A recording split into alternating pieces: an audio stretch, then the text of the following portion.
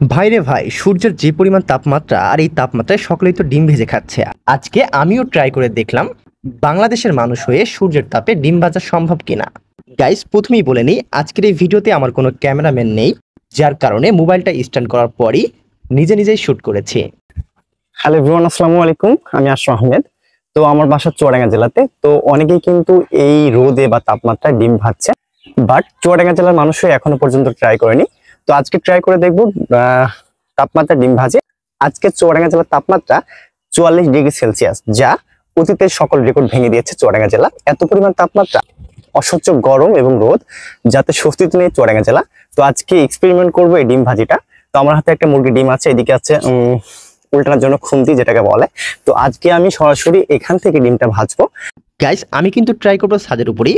অনেকে কিন্তু কড়াই কিংবা টিনের চালে ভাজছে, বাট ছাদের উপরে কেমন হিট সেটাই দেখাবো আপনাদেরকে।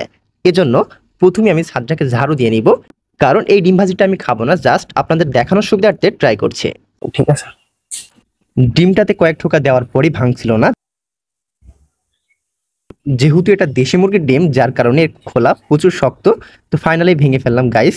দেখতে পাচ্ছেন আমি কিন্তু পড়ে গেল অলরেডি। গাইস, আমি কিন্তু দিয়ে দিছি অলরেডি ডিমটা। একটু আমি মেলাই দিই। তো ডিমটা ছাদের উপর ছেড়ে দিয়ে ফোনটা হাতে নিয়ে চলে আসি। দেখতে পাচ্ছেন কেমন লুক দিয়েছে। রোদের তাপমাত্রায় ছাদটা যদি খুবই গরম হতো, ডিমটা কিন্তু ভাজতে সময় লাগতো না। আর এখানে কিন্তু তেলও ব্যবহার করা হয়নি। যদি তেল ব্যবহার করা হতো তাহলে তো আরো লেট হতো। তো আমি কিন্তু 5 মিনিট পর আসবো, আসার পরে দেখবো যে কি অবস্থা। তো প্রচন্ড গরম আর রোদ, যার কারণে থাকতে পারছি না ছাদের উপরে।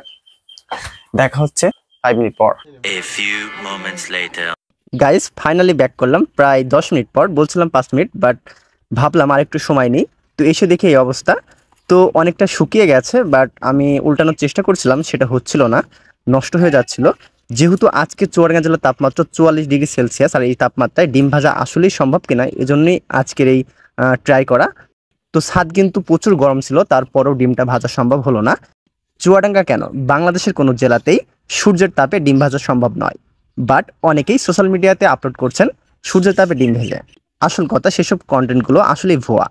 তারা কিন্তু আগে থেকে চুলা থেকে তাদের কড়াইগুলো গরম করে আনছেন, তারপরে রোদে ধরছেন। গাইস, দেখতে পাচ্ছেন আমাদের চুয়াডাঙ্গা জেলাতে কি পরিমাণ রোদ, আর এই রোদে পুরাই ঘেমে যাচ্ছে। এর মাঝেও সম্ভব হলো না ডিমটা ভাজি করার। আপনারা যদি এমনটা ট্রাই করে থাকেন, অবশ্যই কমেন্ট করে জানাবেন কেমন হয়েছিল।